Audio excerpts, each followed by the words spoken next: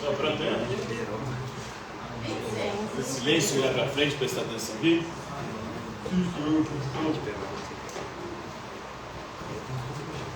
Dando continuidade ao nosso estudo da filosofia moderna, hoje nós vamos conhecer o Thomas Paine, um pensador, um filósofo, político inglês, radicado nos Estados Unidos, depois passou pela França também, e um dos grandes teóricos aí do republicanismo. Republicanismo vem de república. Vocês sabem o que significa república?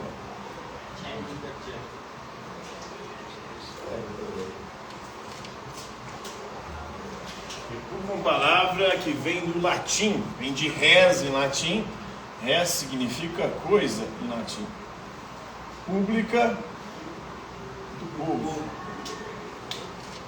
Então a república é uma coisa do povo, um estado que funciona em função do povo. República se opõe a qual modelo de governo?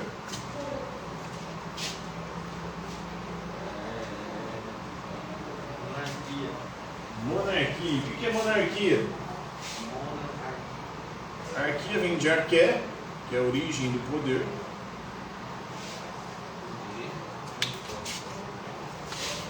E mono vem do grego, significa único.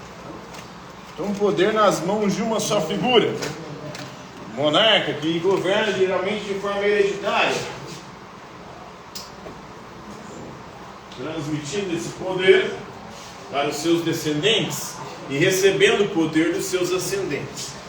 Então, Thomas Paine veio de 1737 a 1809, na transição do século XVIII para o século XIX. E para ele os direitos que dependem da propriedade são os mais precários. Por quê?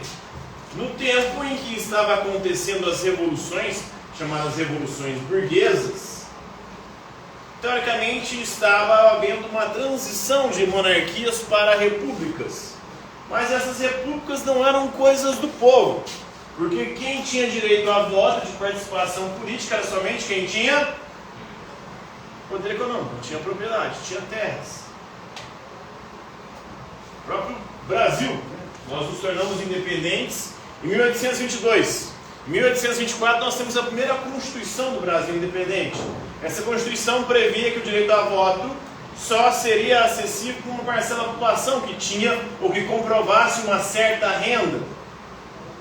Você tinha que ter renda, poder econômico, dinheiro, terras, propriedade. E o Thomas Paine vai ser um crítico desse tipo de governo, né? Porque segundo ele isso não é coisa do povo, coisa alguma. Porque o povo não pode participar, somente quem tem poder econômico. Então esse governo é a fonte e a raiz de toda a corrupção.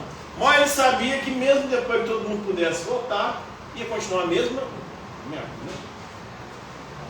E no mundo inteiro, mesmo hoje com o sufrágio universal, mesmo homens, mulheres, pobres, analfabetos podendo votar, continua uma bela numa merda, porcaria, né? Ele defendia o sufrágio masculino universal, ou seja, só os homens poderiam votar. Podia ser pobre, podia ser classe média, podia ser rico, todos os homens. Mulheres não, mulheres estavam excluídas aí, né? Então o direito ao voto depende de a pessoa possuir alguma propriedade naquela época. E ele era contra isso. Para ele, todos devem ter o direito de participar das decisões políticas. Todos os homens. Mulheres não. Mulheres são seres inferiores. As mulheres têm que estar submissas aos homens. Na perspectiva de Thomas Paine.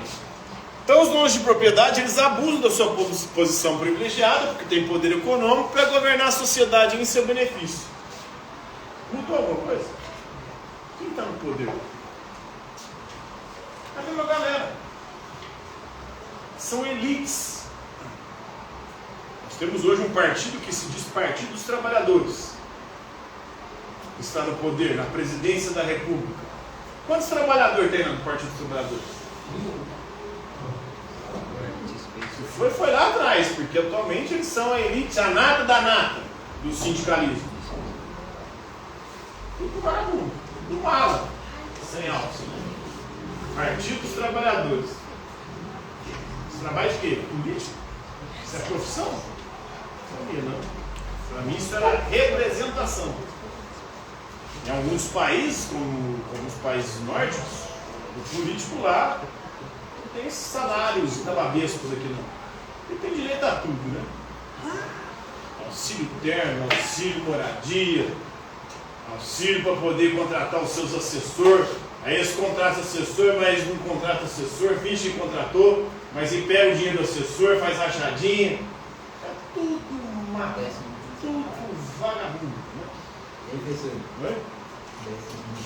Pois é, 14º, 15º. Cara, você é trabalhador? Que trabalhador brasileiro que tem acesso a essas regalias, a esses privilégios? Hã? Nós estamos se lascando aqui, né? Qual? Você estava vendo uma dúvida quando caiu o dinheiro, aí adicionou mais um novo lá e pega uma parte do dinheiro. Esse dinheiro é um negócio que ninguém usa e que vai E aí não é só partidos trabalhadores não. Tem uma bancada muito forte lá, que é a bancada da Bíblia. Pastores, evangélicos, a galera religiosa, e adora, né, sugar não só o dízimo dos fiéis, mas também o dinheiro universal. E estão lá defendendo o quê? A isenção de impostos para as igrejas. Dizendo que estão lá para ser contra a galera LGBTQIAP+, APN+, lá, e contra o aborto. Mas na verdade, isso não é falta de dinheiro. Tudo vagabundo sem vergonha também. Eles fazem um teatrinho lá com os gays, lésbicas, a galera lá, o teatrinho contra o aborto, mas na verdade eles querem a grana do bolso. Um dos pastores de Bolsonaro estava lá no Ministério da Educação pedindo para os prefeitos barras de ouro em troca de verbas do Ministério da Educação. Pastores. Pastor Milton Ribeiro, mais outros dois lá, o Bolsonaro colocou. Tudo vagabundo cidadão.